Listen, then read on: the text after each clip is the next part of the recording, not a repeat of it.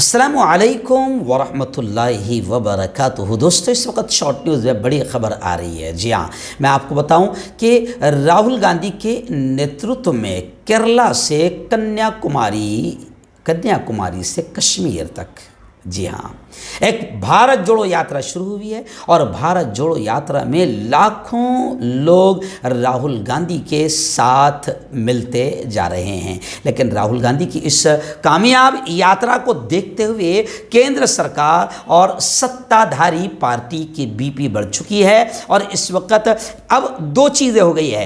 एक भारत जोड़ो वाली यात्रा चल रही है और एक भारत तोड़ो यात्रा वाला काम चल रहा है। अब लोग भारत जोड़ो से जुड़ रहे हैं क्योंकि लोगों ने देख चुका है कि अब राहुल गांधी और कांग्रेस के अलावा इस मुल्क को कोई बचा नहीं सकता है, क्योंकि मुल्क में असल मुद्दों से ध्यान हटाने के लिए हिंदू मुस्लिम मंदिर मस्जिद का गेम किया जा रहा है। खैर, इस वक्त बड़ी खबर आ रही है कि केरला में बड़ी कामयाब यात्रा रही, जिस पर राहुल गांधी ने शुक्रिया भी अदा किया। लेकिन अब केरला के बाद कर्नाटक में राहुल गांधी दाखिल हुए हैं और गुज़िश्ता कल राहुल गांधी कर्नाटक में एक मस्जिद में भी गए और एक मंदिर में भी गए। दोनों तरफ उनका ज़ोरदार अंदाज में स्वागत किया गया। मैसूर ज़िला में एक मंदिर और एक मस्जिद में राहुल गांधी ने दौरा किया, वहाँ पहुँचे। वो रियासत कर्नाटक के दौरे के तीसरे दिन गुज़िश्ता कल चामुंडी पहाड़ियों पर वाक़ चामुंडेश्वरी मंदिर में भी गए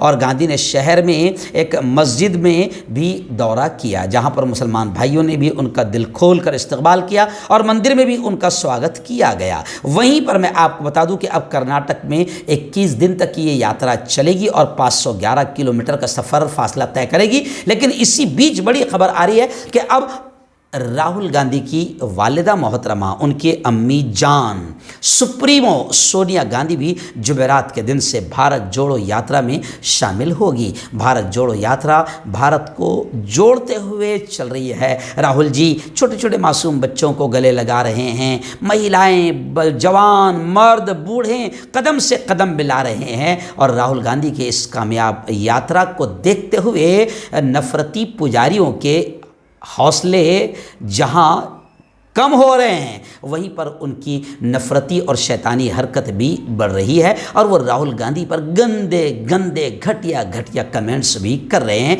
लेकिन मुल्क देख रहा है।